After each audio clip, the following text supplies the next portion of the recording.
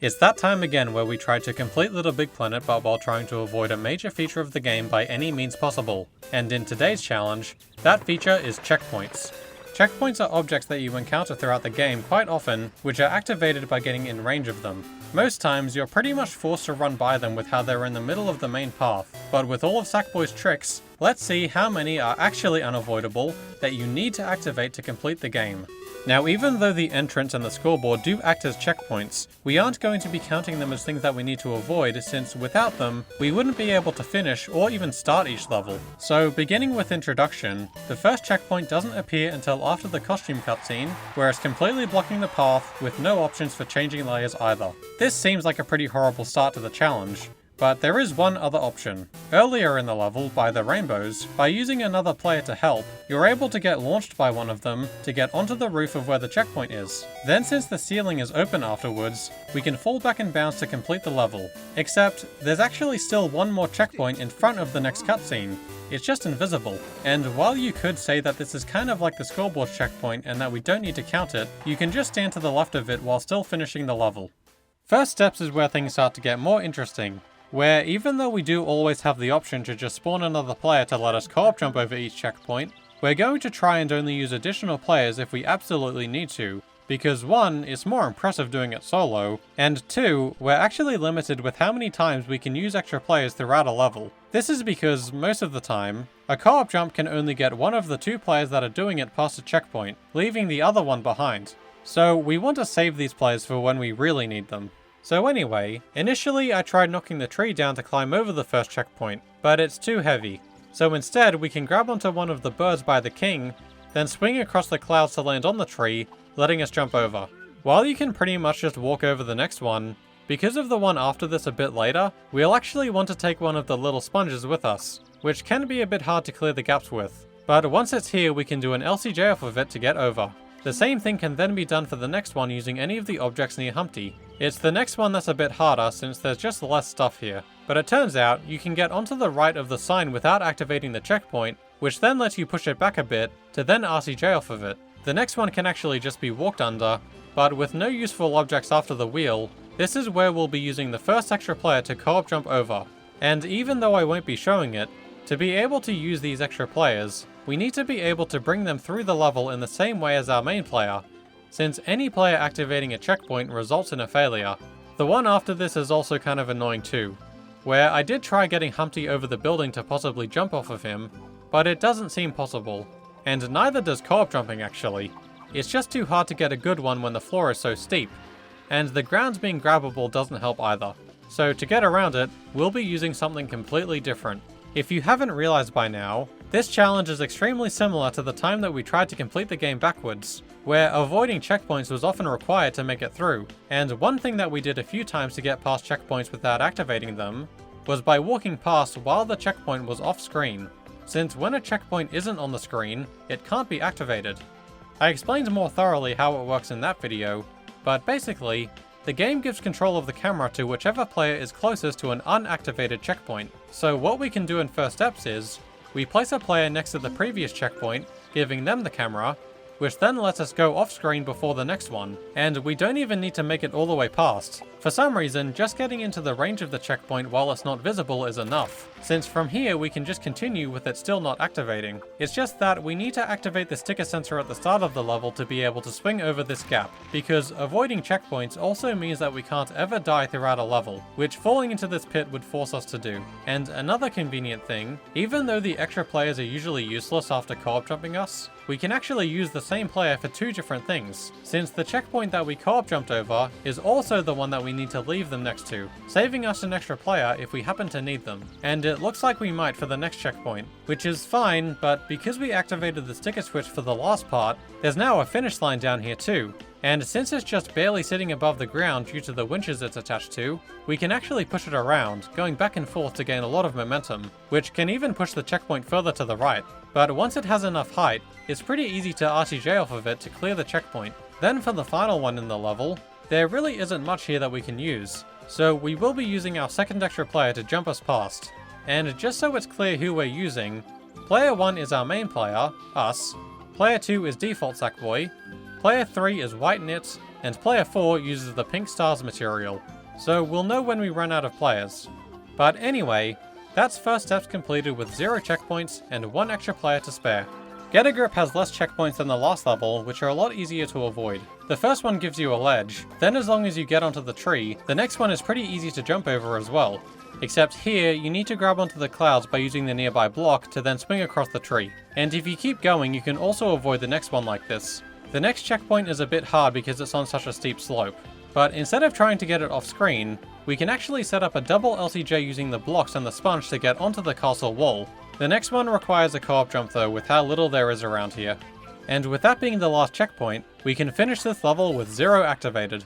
Normally for Skate to Victory, we would always have the reload as an option to skip the entire level, but since that involves activating the first checkpoint, we actually have to play through without it. At the start it looks like we would need a co-op jump to get past, but again, because of the slope and the ground being made out of sponge, I've never been able to make it.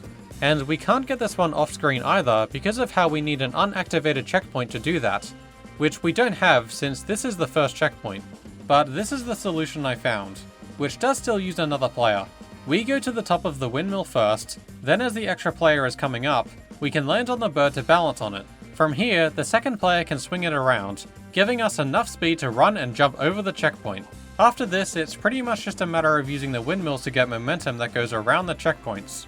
We just need to go over the hill for the third one to skip the checkpoint down lower. From here we can drop down, then go up with the bird to skip the checkpoint that's up there. Because there's a tree above us here, we can skip the next one by swinging across it. Getting up there is just a bit annoying, where by putting the bird on the hill we can quickly get an LCJ off of it. The next couple are super easy to go over using the jetpack and then the boot. This one is in a pretty enclosed space, but the block in this area lets us jump over it. It's easy to move around the next checkpoint, but the one next to the multiplayer area just needs to be co-op jumped using our second extra player. The boot gets us over the next one, but then unfortunately, the third and final extra player is used to get us over the one next to the race gate. So hopefully we don't need any more help with the only remaining checkpoint. It's one that might be co-op jumpable, but with everything around this area and the scoreboard being open, we definitely won't need to. There's a strat where you use Humpty to launch yourself straight up to the end from the skateboard, which is pretty cool, but what's even cooler is using the bird as well to get a super high jump that way, finishing the gardens without activating any checkpoints. We will go through the minigames, just at the end since they aren't that interesting. Swinging Safari is pretty bad with how many of the checkpoints just take up the entire space through each section. But since we have a trick that skips basically half of the level and 6 checkpoints, we're just gonna do that. By clipping out of the submarine at the start, we can get onto the roof to then do a couple more difficult jumps, getting back in bounds at this side area, with the next checkpoint being by the spikes. It's easy to go over this one by using the back layer, but it's the next one that's really in the way, since it's right where we land from the monkey's tail. Well, thankfully, a lot of the roof is grabbable around here, so if we go back up to that side area, we can drop down from it, swing across the roof, and land on top of the first monkey. From here, it's pretty easy to climb across and jump the checkpoint. The one next to the race gate is super easy to avoid, then there's only one left, which we could co-op jump since we haven't used any players yet, but this monkey likes to move around a lot when you grab it in certain ways, so we can just use that to get around. Finishing this one in 0-2. The beginning of Burning Forest requires another co-op jump, which can be a bit hard with changing layer onto the statue. But then, like in First Steps, because we can't do much with the checkpoint by the bridge either, we can actually just reuse the player from the co-op jump to keep this checkpoint off screen, letting us get past. You don't even need to do anything for the next checkpoint, but there is a cool LCJ to go over it. One way to get completely over the next one is to get a lucky fling from the big croc onto the branches, which actually helps with the checkpoint after this too. But surprisingly, because of the wood that's around the checkpoint, it actually makes the range to activate it a lot smaller, meaning you can get around it with a normal jump. The sponges can then be used to get over the next one instead of the branches. The wood again makes the activation range smaller for the checkpoint past the monkey to let you jump over it, but you can also get past it by getting onto the wood and then dropping down at the right time. It's not too hard to use the raised platform to just jump over the next one, but a much funnier way to do it is to push one of the enemies up the hill to use its bubble to get over. Then the final checkpoint can be easily jumped over a couple of different ways, finishing completely checkpointless. Now, the solution for the Meerkat Kingdom is actually the exact same as it was for the backwards challenge, since in that we had to avoid every single checkpoint as well due to how unbacktrackable the entire thing is. So to summarize, most checkpoints in the level are completely unavoidable, except for the very first one. where we can then get out of bounds, walk to the end of the level, and make the final one go off screen by using one found slightly earlier, finishing the level in 0. Either that, or we can just deload the entrance to fall to the scoreboard from the beginning, completing a whole nother world without activating one checkpoint. The wedding starts off with a pretty cool strat where you can get on top of the wobble pole to jump over the first checkpoint, which is a little hard. Then the next one isn't in the way if you just take the top path. Then it's not that hard to use the skull to go over the next checkpoint. Then the one after that is super easy too, then the same for the next just by, again, taking the top path. The next checkpoint can be bounced over from the previous skull too, which is a bit tight, but this is something that can actually happen during normal runs without even really trying. The springy platform lets you get a lot of momentum to clear the next checkpoint. Then the last one in the level is probably the most interesting with how it blocks the tunnel. We could probably just make it go off screen to get past, but this other strategy is way cooler. Using the bridge, it's possible to land on the big skeleton's body in the back layer, stand on the spine, to then jump into his mouth and use it to get launched onto the hat as it tilts forwards, which is pretty precise, but more than possible, letting us finish the level with a perfect score. The darkness contains 16 checkpoints, the most for a level so far, and while it is possible to jump over the first 5 with some help from the dog, we can actually use another new technique to avoid these ones instead, which is just by having something physically block the checkpoint since it can't activate if there's something between us, which the dog is perfect for. This takes us all the way up to the skull elevators, where it stops being so easy. This jump from on top of the top skull would normally be pretty easy to get over the checkpoint with, but the roof being so low ruins it. And I can't find anything else that helps, even with a moving platform, so this is where we'll be using the first extra player to co-op jump over. Then because the next checkpoint is also hopeless, we'll use that same extra player to keep this checkpoint off screen from where they still are, for us to walk past it. And even though the next one is pretty far from here, it also doesn't give us anything to work with, meaning we have to use the second extra player to get over, where we immediately find another checkpoint. This one's bad because it's not actually far away enough from the last checkpoint to make it go off screen. But instead of using our final extra player here, there is one unexpected thing that we can do. We all know that Sackboy loves to take advantage of moving objects, and this skull block isn't any different, where despite being covered in spikes, there's actually just a sliver of ground that we can safely touch for a brief moment, letting us steal its momentum to go up and over the checkpoint with some help from the light. The next one can be avoided pretty easily by grabbing the skull from the lower path by using Don Lu, or by jumping next to the spikes again. After the button, the obvious thing to do is use Don Lu again to jump over the checkpoint, but because of the next one, which is the same, we can actually position him so that we're still able to jump over it, but also so that we can grab him from the other side, to then jump over the next one using him again. Then there's no doubt that we need to make this next checkpoint go off screen with how it completely blocks the passageway, so this is where we'll be using the third extra player. We just have to put them by the checkpoint at the button since the closer one is a bit too close. Then for the final checkpoint, we can just use the elevator to get onto the skull to jump over, completing one of the longest levels in the game while avoiding all checkpoints. And now for Skulldozer, which only has one checkpoint for the whole thing, so you wouldn't think it would be a problem. But this is another level where the strategy is identical to the backwards challenge. And if you remember, this was one of the only levels that wasn't possible due to not being able to get past the checkpoint without activating it. Well, as it turns out, that ended up being solved just by making the checkpoint run out of lives and activating the entrance, letting you walk past without turning it on due to it being dead. Well, unfortunately, that doesn't really help us here because to make it run out of lives, it first needs to be activated, which is the one thing that we aren't allowed to do. So I'm sorry to say that this is the first checkpoint in the entire game that is impossible to not activate. It completely blocks the tunnel out, and being the start of the level, we can't make it go off screen due to not having another unactivated checkpoint to control the camera with. Just another reason to hate Skulldozer. Boomtown gives us a lot of rocks and things to get around the first checkpoint. And then since there isn't much that can be done near the second one, if we climb up again earlier we can get a jump onto the next rock to get over it. The next checkpoint is pretty easy considering that the regular speedrun route skips it already. But the one at the top of the hill is something we would probably need to co-op jump. But before hitting that last button, there's actually a pretty silly thing that we can do. By dropping down and jamming the rainbow platform underneath one of the bombs, we can create a type of trampoline which lets us get around the cardboard. From this side, it's actually pretty easy to climb up and get onto the dissolve, making it onto a roof that avoids the checkpoint. The one by Zapatar is a bit puzzling at first, but upon realizing that there's a tiny left corner on the rocks, is pretty easy to get onto the platform. The rocket car then goes over the next one, but the checkpoint underneath the jail is a bit more difficult, where even though you can slow yourself down in time, there's not much you can do without a second player. So we could co-op jump it, but there is still one thing that could help us while on our own.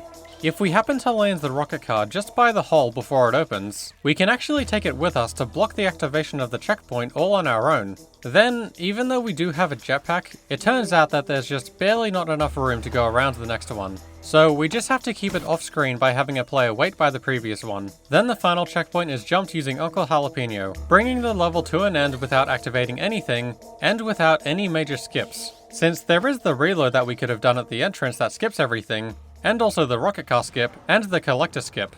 The mines is a pretty interesting level because of how in the backwards challenge, we avoided every single checkpoint in the whole thing, except for the very first one since it wasn't a requirement. Meaning, the only thing that we need to do now to know that this level is possible checkpointless is avoid the very first checkpoint, which can obviously be co-op jumped over. The only problem with that is, we already used up all 3 of our extra players throughout the rest of the level. So out of the 4 checkpoints that currently use an extra player to avoid, if any one of them can be done solo, we'll be good. Well, the first one has these enemies that you can push around, but only the one in the front layer would be useful because of the wall that the checkpoint is attached to, and there's a beam that's blocking its path. Uncle Jalapeno also doesn't really help since he's in the wrong layer too. The second doesn't have any room to go around it at all. There is space to go over the third, but no way to get up there. So those 2 have to be made to go off screen still. And the fourth one just doesn't give us anything to work with either. So there isn't any way to get past these on our own. But what if, after using an extra player to get past, we did something on the other side to help them get past it too, letting us reuse the same player for a second checkpoint later? Well, even though you can do a harder version of a co-op jump to get 2 players past at the same time, this only works if the checkpoints are low to the ground, which the 2 in this level are not. But because this checkpoint that we make go off screen by the bombs actually has a nearby checkpoint both to the left and right of it, this is what we can do. Originally, while we were getting past this checkpoint, the extra player would halt to retry to get our main player back on screen again at the right time. But instead, we can just have them walk towards us to keep them alive while still getting us past the checkpoint. Then from here the main player continues and the extra player stands ready by the middle checkpoint. The main player jumps over the next one, pulling the extra player and their checkpoint off screen for them to walk past it and come back on screen. With this trick, we can now use the first extra player to co-op jump at the start, the second to make this one go off screen, and finally, the third to get past the one by the bombs, where they're then brought past 2 with help from the main player, to then be used for one final co-op jump towards the end, completing the longest level in the game without activating any of its 14 checkpoints. Serpent Shrine was another level from the backwards challenge that wasn't possible at all because of how, like Skulldozer, the first checkpoint can't be avoided because there's no room around, and it can't be made to go off screen. So yeah, we already know that this one just isn't possible. But unlike Skulldozer, this level actually has more than one checkpoint, so let's see how many out of the 16 that we can get past. Unfortunately, the second one in the level is identical to the first, and since we still don't have access to an unactivated checkpoint, we can't get it off screen. The same applies to the third one and the fourth. There is space above this one, but even with a jetpack, it's not enough. And there's not really any way to get out of bounds here with how high up the walls go. The fifth can't be avoided either, but the sixth one actually has some space around it, and we get to approach it from below. But no matter how much I've tried from both sides, even with what seems like a perfect bounce, I just can't get around it without it being activated. Then the one after the bridge is like the rest too. So we're up to 7 checkpoints so far. But this is the part of the level where we actually get some more options with how the tunnels connect between the 3 levels. So since we pretty much run into another one after going up the sponge, we can avoid the most by going through the tunnel before this to get launched out at the end, skipping 3 checkpoints. We can then thankfully do the exact same thing for the next one. The one after the next bridge again has no room around it at all, but we now finally have access to an unactivated checkpoint, meaning we can make it go off screen to get past, grabbing the sponge afterwards to not die. It's easy to go over the next one with how much time the serpent gives you to get through. Then there's the one at the boss fight, which again there isn't any room to go around. And because of how far away the previous one is, we can't actually use it to keep this one off screen, making this the 8th checkpoint in the level that we need to activate. And there's actually only one left, which doing the skip for the boss fight avoids entirely, completing the level with the worst score so far, avoiding only 50% of the 16 checkpoints in the whole thing. After that super difficult world, Lowrider is thankfully a pretty simple one. By getting onto the roof above Mags, we can get over the first checkpoint easily. The one after this is a bit precise with getting the right bounce off the car, but totally doable. Because we're meant to be in the car for the next checkpoint, it's actually easy to run underneath it. Then to get up without the car, it's not too hard to get a double LCJ. This is one of the more interesting sections, where instead of co-op jumping to get over this checkpoint, we can get out of bounds by using the electricity on the wheel to block a layer change, where after moving around properly, we'll be in the times 2 area where it's easy to climb out. The one by Mags is another one that's co-op jumpable, but it's just as possible to get a lever fling slightly before this to make it onto the roof. Then finally, the car can be used to jump over the last checkpoint. We just need to do a co-op jump immediately after to be able to reach the scoreboard since the race doesn't start, finishing Lowrider with 0. And Subway is another one where, in the backwards challenge, we were already required to avoid every checkpoint due to the level not being backtrackable, which we were successful with. So we just do the big skip for the level, use the boxes to get over this one, or by dropping down from higher up, to then do an incredibly precise co-op jump over the final one. After easily going beneath the first checkpoint in the construction site, we unfortunately need to do a co-op jump to get around the second one. Then instead of doing another co-op jump for the next checkpoint, we can reuse the first player to keep this one off screen for us. After this, the next 2 checkpoints can be avoided just by swinging the beams around enough to jump over them, or you can just do the LCJ before this. Then the one at the race gate is easy to jump over too.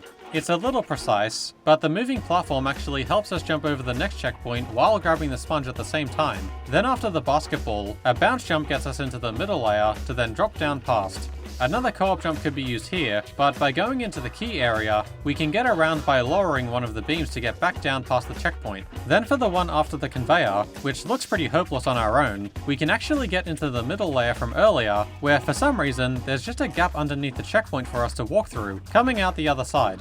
Unfortunately for the boss fight though, we do need to use a second extra player to keep this one off screen as we go past. But this is the last one in the level, letting us finish the world with 0 checkpoints, which hasn't happened since the Savannah.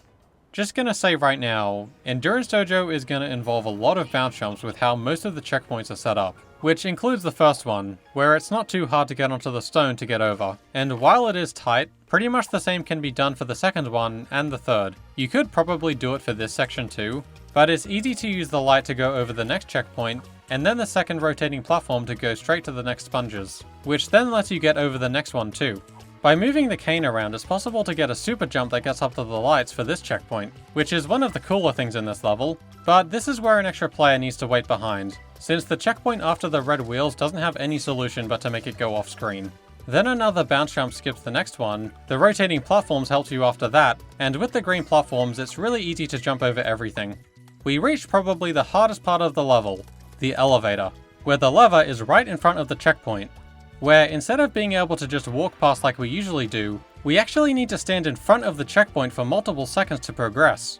Well, we know from first steps that as long as we're off screen when we enter the range for it, we can actually stand in front of it for as long as we want, to then just as easily walk away.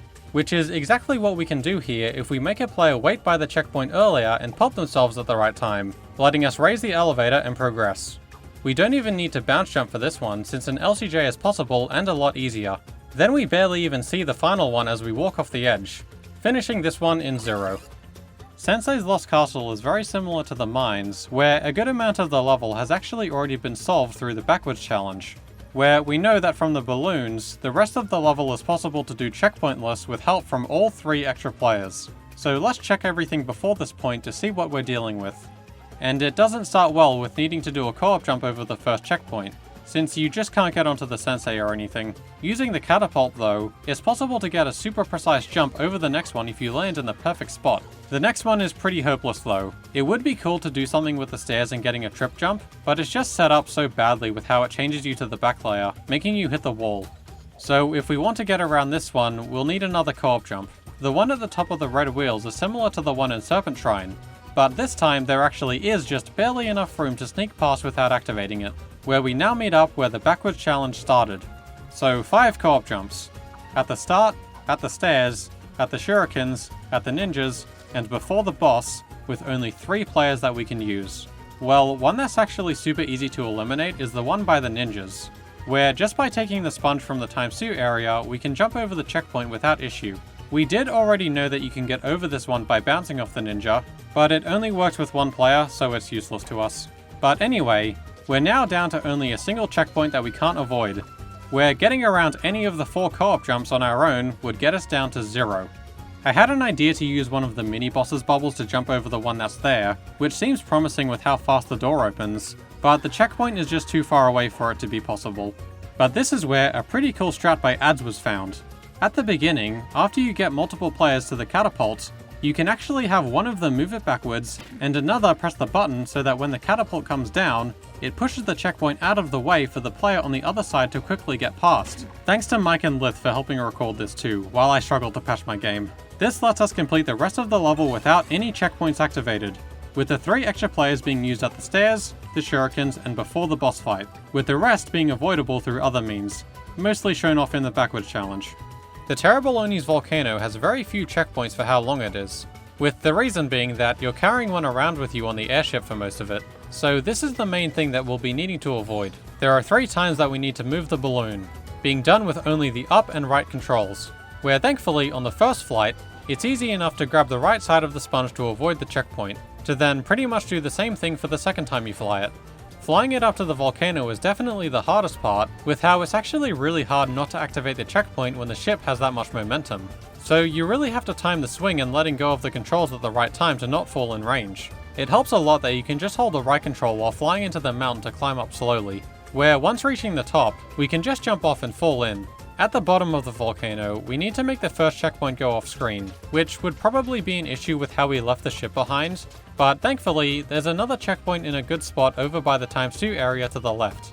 Then for the second last one in the level, it's pretty easy to co-op jump over it, letting us reach the scoreboard without activating anything. And yes, I did say that was the second last one in the level, because for some reason, there's actually another one beyond the scoreboard sitting on the decorative airship. It's just invisible. I guess they only removed the model of the checkpoint and not the functional part by mistake. Regardless, this one is easy to avoid too.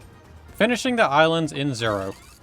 Starting off the temples with the Dancer's Court, there isn't a lot that we can do at the first checkpoint without co-op jumping, which is kind of made okay with how we need to keep the next one off screen anyway, letting us reuse the player. And while it is a bit hard, it's possible to jump over the next checkpoint by jumping off the dancer at the right time, where an RCJ can clear the next one. The checkpoint above the snake seems pretty tough with how high it is, where we'd normally need another player, but there's actually a tiny left corner sticking out enough for us to get over. This is also another pretty tight jump with how the platform can swing around, but it is possible to go over this checkpoint on our own. And this is actually where we had to start avoiding checkpoints from in the backwards challenge. So we know that it's possible to jump over the next 3 by using the moving platforms effectively. Then from here, it's pretty easy to skip the second half of the level, going straight to the scoreboard. So we know that this level can be completed checkpointless. But just for fun, let's see how possible it is without the skip, going through the rest of the level normally. Well, the snake makes this checkpoint easy to get over too. Then the one after this isn't hard either, and neither is the one with the moving arms. Then for this one, I'm actually going to go through what I did while routing this for it. I figured a co-op jump was necessary, which isn't great because it means that we're down to our last extra player, since there just isn't much around here besides the fire. Then annoyingly, we need an extra player for the next checkpoint too, and because of how far away it is from the last one, we can't get past it while it's off screen, which would have let us reuse that player. But it doesn't really matter because after co-op jumping it with the final extra player, we need to keep the next one off screen anyway using them too, since there's no other way to get past it. Thankfully the one down here can be jumped over, but then we reach the final one, which there's nothing we can do about on our own. So this is where I went back to the one with the fire in front of it to experiment a bit. So even though a normal fire boost doesn't really do anything, if you happen to do a jump at the right time after being burnt, you can actually get a decent boost, which is set up pretty perfectly with the ledge that's in front of the fire. And while it did take quite a few tries, it's actually barely possible to completely go over the checkpoint without touching it. This means that we can now have an extra player to get past the one at the end, completing the Dancer's Court without any checkpoints activated and without any major skips. Elephant Temple is another one that we did the majority of already in the backwards challenge, where from this point after the green box, all checkpoints were avoidable using all extra players. So let's see how that affects us here. Unfortunately, the very start pulls a Skulldozer where it's just physically impossible to get around the first checkpoint, or get it off screen, so we'll have to take this one. Then the second is one where we have no choice but to co-op jump, which doesn't really help because we need all of our extra players for later. So I was originally just going to add another to the counts, where the same extra player would be used to keep the next one off screen for us. But once again, ads came through to show us a pretty cool strat that helps tremendously. By doing some co-op shenanigans, by dragging them all up after doing an extra grab during one of the jumps, where it's then easy for everybody to jump over. Then basically the same thing can be done to maintain all 4 players at the next checkpoint too, where after getting into this gap, everyone can be dragged up higher to then easily jump over the next checkpoint one at a time. And thanks again to Lith and Mike for helping record. We do unfortunately need to sacrifice one player to keep the next one off screen, but this is where we reach the start of the backwards route. So we're only activating one more checkpoint to finish the whole level, since again, we need all players from this point. One to keep this one off screen, then another 2 to do the lever section, which we may be able to optimize actually. Originally, we used one extra player to keep the camera back, then another to pull the lever for us, since we needed to be standing on the platform as it rose to skip the checkpoint to the left too. But due to this relatively new speedrun strat, where you push the lever over in a way that lets you jump off the platform before it stops moving, it may be possible to do this section with only one extra player instead of 2, letting us instead use one to get past a checkpoint from earlier. The only thing is the off-screen timer, where we don't really get a lot of time to do this entire trick before getting counted out. And that's ignoring the fact that you also have to do all of it without being able to see. But I mean, even though I'm probably never going to do it, I fully believe that this is possible. So I'm willing to include it for the theoretical limit for this level, which puts us at 1 checkpoint for the whole thing, with only the one at the beginning. Oh, and the ones after this are pretty easy to avoid just by getting out of bounds and doing certain jumps properly. The Great Magician's Palace gives us a lot to work with at the beginning, with the blocks letting us jump over the first checkpoint, and the back layer getting around the next one. Climbing up these blocks as they fall lets us get onto the roof for the next checkpoint. Then the next one is pretty interesting. There isn't normally much to climb on around here, but by knocking the blocks over in the right way, we can create a sort of staircase for a moment that lets us jump over. And due to it being the only option for this checkpoint, it's another time for Start Skip to actually be useful with how it completely goes around. Then unfortunately, even though it looks like it could be possible, I haven't been able to jump over the next one from this ledge. But it's okay because there's this really hard bounce jump that's possible from the middle layer to get around like that. We do need to finally co-op jump over this checkpoint, but we get to reuse that player for the next one to keep it off screen, since there's no way to pass through otherwise. Then after surviving the falling blocks, I was originally trying to do something involving a fire boost here, but it's much easier to get onto the star in the back layer, where you can then get onto this roof to get over the checkpoint. The next one can be jumped from the block, where then another co-op jump needs to be used, because again, fire boosting just isn't enough. But it's okay because that second extra player gets to be reused too for the final checkpoint in the level, since keeping it off screen is the only way to get past it without using a third player here, finishing this level with 0 checkpoints and the temples as a whole with 1. Despite being the final one, this world is going to have a lot less to say about it since, besides the bunker, all of the levels were already entirely solved in the backwards challenge. But we'll go through them anyway, just faster. For the frozen tundra, we go under this one, co-op jump here, take the middle path to go over at the icicles, use the ledge here, grab and swing over this one, jump off the edge at the missiles, co-op jump before the race, then use the soldier to get past the last one, finishing the level in 0. The bunker is a bit more interesting since before, we had to use a deload partway through to get out of bounds, to then get back in bounds at the end, so that we could get around a lot of unavoidable checkpoints, like the ones entering either of the conveyor belts. So hopefully, there's something that we can do before then. I think you might be able to use the moving platform to get over the first checkpoint, but it would be really precise, so we'll just co-op jump over it for now. Thankfully, the next one is easy to jump on our own, then the same with the one after that if you get on top of the wheel. Unfortunately, we do need another co-op jump for the checkpoint after the vents, but this is where we get access to the tank. After getting on top of it, it's possible to get launched out of the level just by pressing the button in the right way. So if we do this with our last extra player, we can walk along the level's floor until making it all the way to the final conveyor, where it's easy to co-op jump back in bounds, skipping 9 checkpoints and finishing the level with 0 activated. If you didn't use the tank though, you could RCJ to jump over this checkpoint, use the last extra player to instead co-op jump this one, use the ledge to get over here, where this really hard bubble jump can get you over this one. Again, you can't skip the one going into the conveyor or the one getting out, but you can skip the one going into the wheel, as well as the checkpoint that's halfway through it. The backwards challenge required us to do all of the collector's lair checkpointless already, which, spoilers, we were successful with, but this is pretty much how it went. We get out of bounds at the start to easily avoid the first 2 checkpoints. Then the next one is jumped over. The next checkpoint makes us do a special type of co-op jump that we call a Gustavo fling to get enough horizontal speed. Then the next one is RCJ'd over. We co-op jump at the next checkpoint, then use the same player to keep the next one off screen. Then because there's a few unavoidable checkpoints after this, we can get a jump off the magician's lever while avoiding the checkpoint to skip all of it, where we then jump over the last 3 super easily, completing the level in 0. Which is still pretty impressive considering that this level is tied with Sensei's Lost Castle and the Dancer's Court for having the most checkpoints at 17. And compared to the Collector, which only has 4 checkpoints, it's not a surprise that this isn't a challenging level, which we also solved in the backwards challenge. The first one is trip jumped over, and so is the second. It's just harder. Then after the fight, we can use the block that falls down to jump over this checkpoint. Then for the final one in the whole game, it's a good thing that the Collector learned to share, because we can use his car to simply jump over, finishing this one perfectly without even using any extra players. Now, before we talk about the results for these levels, we'll just go through the minigames since there really isn't much to them, since most of them don't even contain any checkpoints at all. So if there's any that I don't mention, that's why.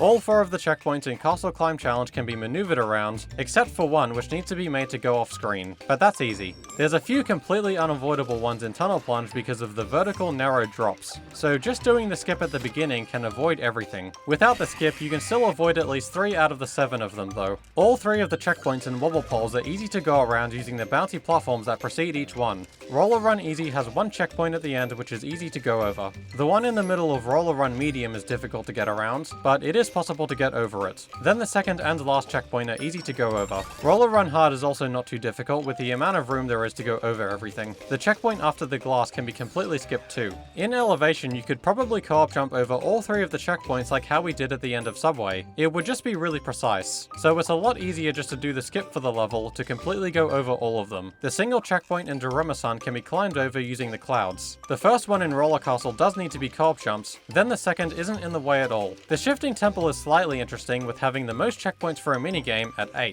The first one can thankfully be tripped over using the ground, then the next 2 are easily avoidable until needing to co-op jump at the 4th. Another co-op jump is used for the next checkpoint, then the next 2 are just not in the way, until reaching the final one where our last extra player is used to co-op jump over, barely finishing this one in 0. The checkpoint at the start of Fire Pits is actually pretty funny, because you can only co-op jump past while it's swinging in the right direction. I don't even know why it has momentum to begin with, but waiting until it stopped moving doesn't give enough room. Then the second one in the level just needs to be bounce jumped over. Then finally, for the single one in Spline Rider, we just co-op jump over it. So yeah, 17 out of the 29 minigames just don't contain any checkpoints. But anyway, now let's look at our results. Across all of the levels in the game, there were a total of 329 checkpoints, 290 coming from the story levels, and 39 from minigames. But how many were unavoidable? Well, we just saw that all of the minigames are possible checkpointless, but for the story levels,